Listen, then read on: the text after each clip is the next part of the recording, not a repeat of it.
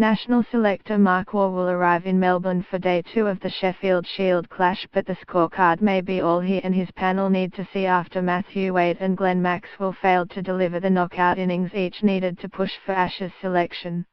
On a wild opening day of play between Victoria and Tasmania at the MCG, wicket-keeper Wade made only 5 off 42 balls before he was bowled, having attempted to pull a foolish delivery from around the wicket by paceman Peter Siddle.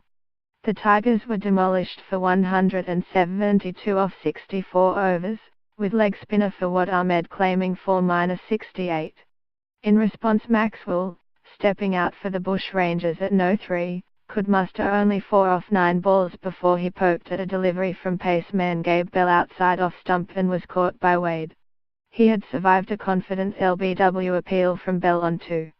Maxwell's failure came on a day when Western Australian Hilton Cartwright, also jockeying for the no-6 spot for next week's Brisbane opener against England, made a handy 35 against South Australia at the Waker. There had already been speculation he had nudged ahead of Maxwell. Having tinkered with his technique in a bid to prosper in local conditions, Maxwell had made 151 runs at 37.75 with 2 half-centuries heading into this latest clash. War, in Sydney on Monday, would have been keen for Maxwell to bat deep into Day 2, but the opportunity went begging. Maxwell and Cartwright, the latter with a pair against New South Wales last week, played in Australia's last test, in Bangladesh, and have been seen as the 2 leading candidates for the middle order role.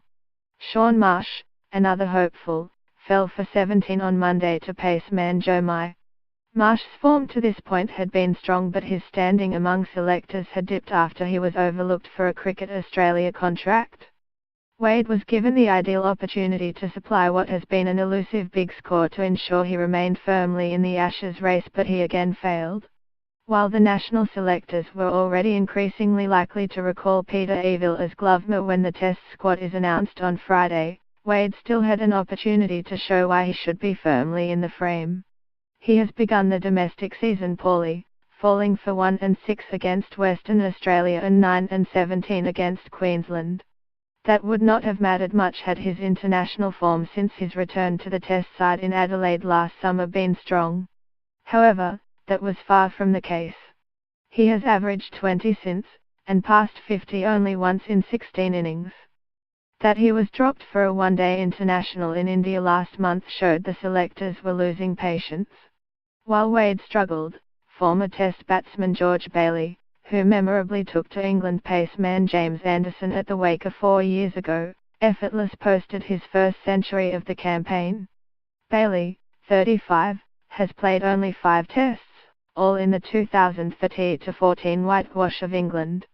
Bailey has an unconventional technique. He has adopted a closed-off stance where his front foot is closer to the offside than his back foot, but it remains more than effective. Test opener Matthew Renshaw squandered an opportunity to post a big score, falling for 16 in Queensland's clash against New South Wales at Brisbane's Allan Border Field.